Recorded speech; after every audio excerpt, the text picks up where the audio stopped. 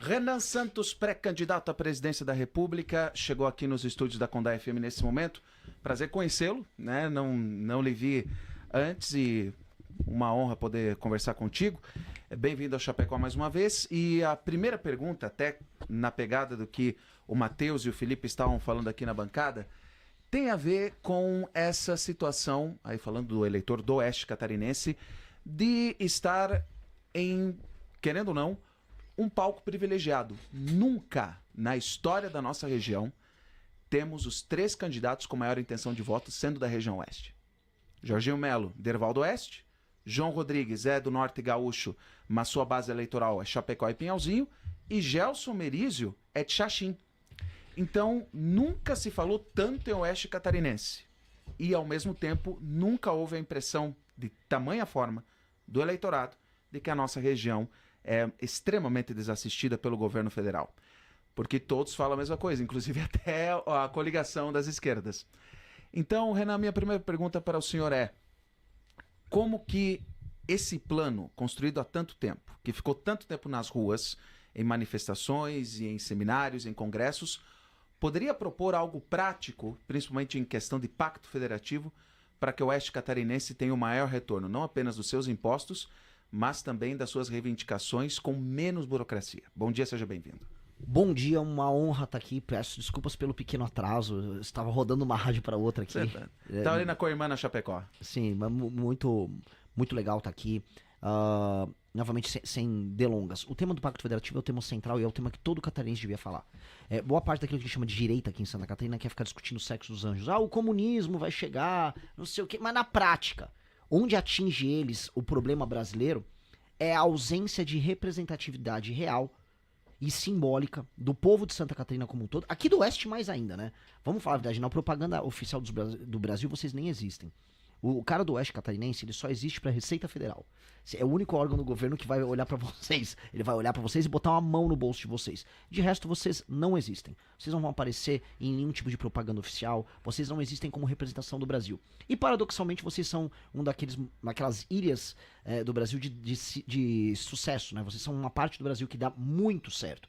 Vocês não dão certo apenas em termos econômicos. Até porque eu visitei, por exemplo, a região do Mato Piba, lá, que é uma região desenvolvida pelo agro, muito gaúcho também, ali no Maranhão. E você tem desenvolvimento econômico, mas não tem desenvolvimento social.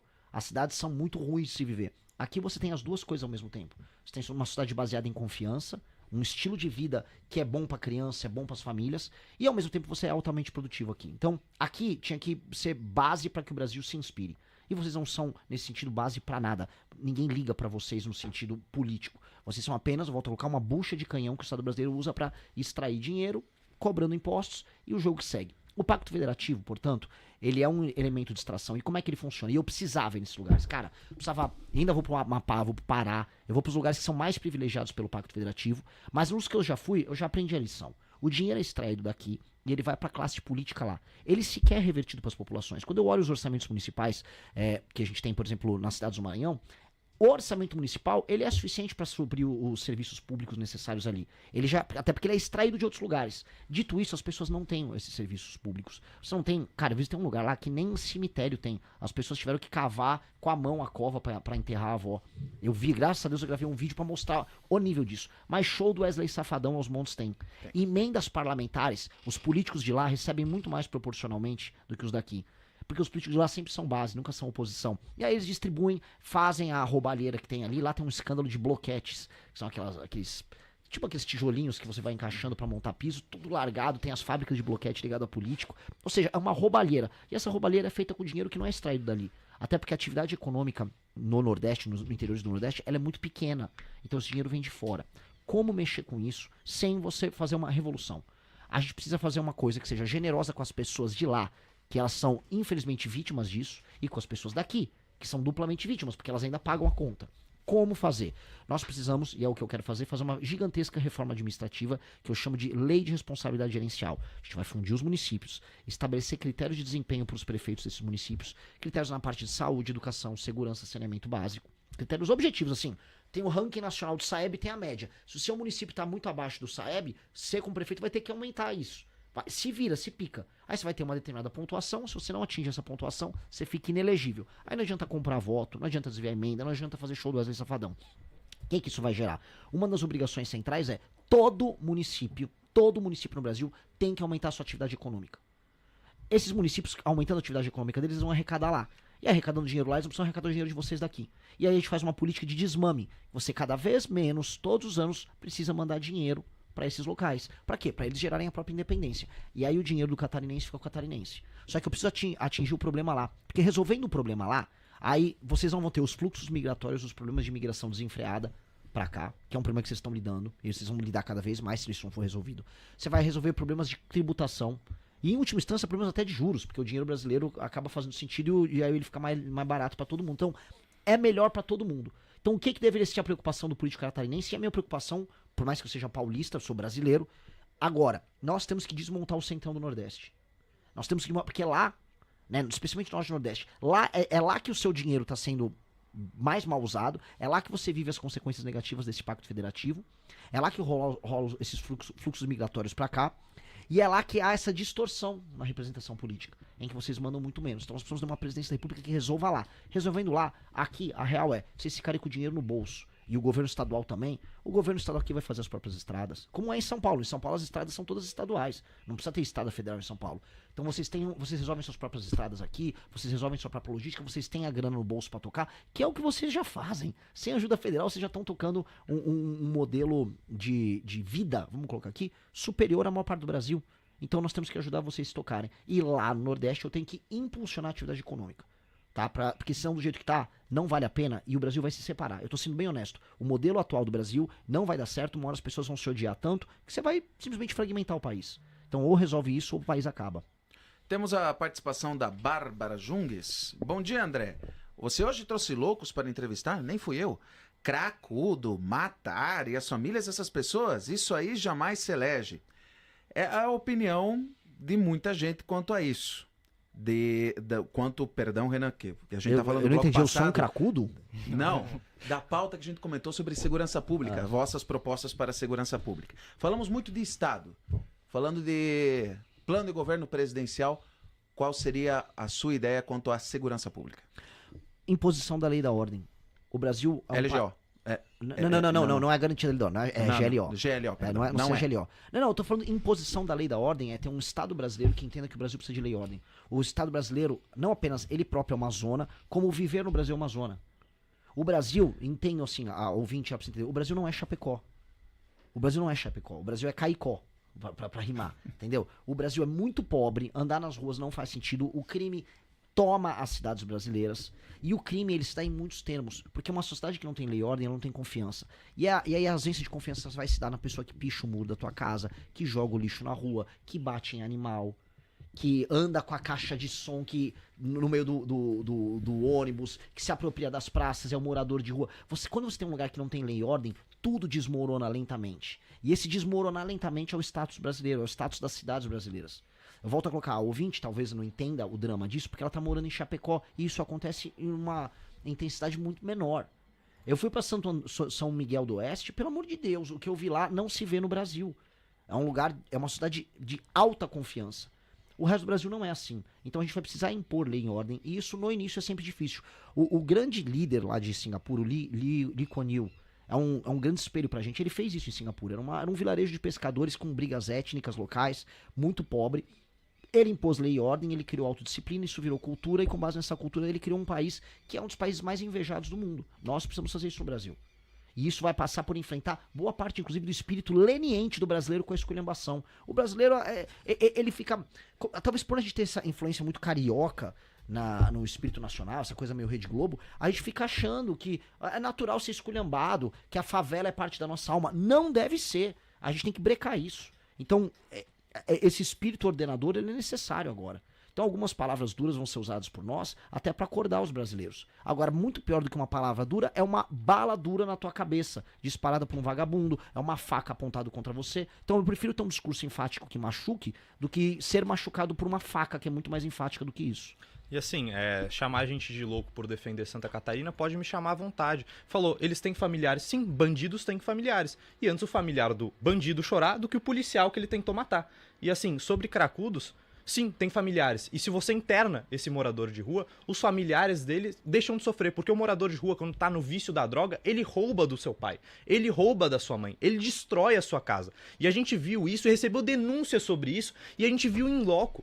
Essa pessoa na droga, ela tá destruindo pouco a pouco o seu núcleo familiar. Então pode chamar a gente de louco à vontade por ter propostas reais para resolver os problemas reais que vivem. Sim, nesse sentido eu sou louco.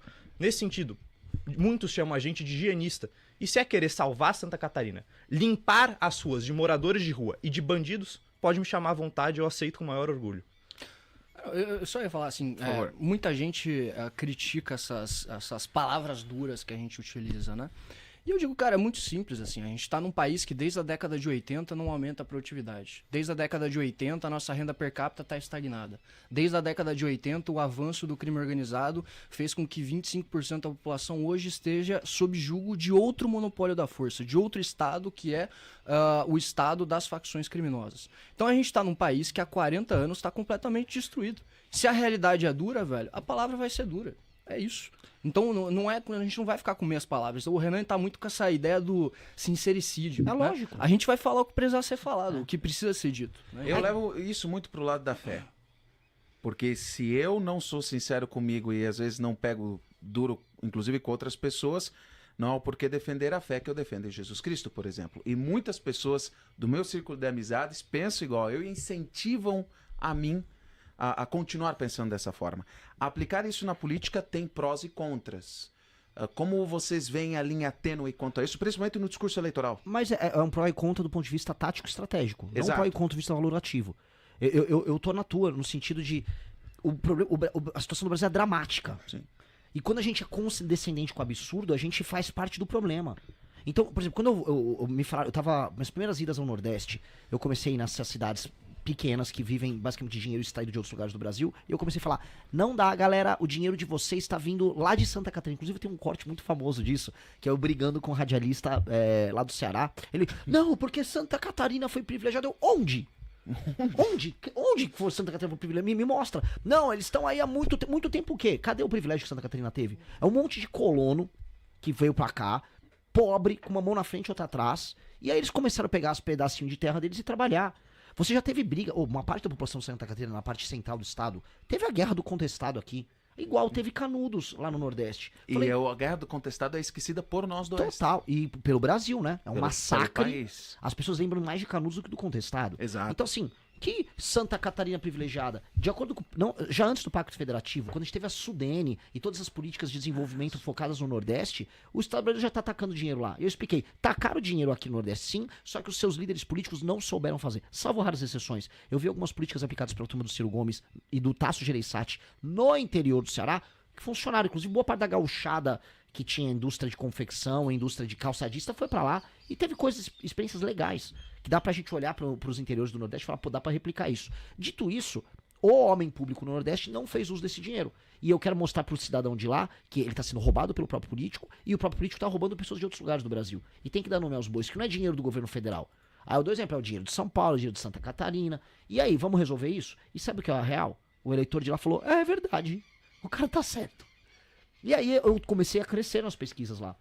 E eu acho que isso é o importante. Quando você fala a verdade, por mais que ela machuque os sentimentos de alguns, ela liberta. A verdade liberta.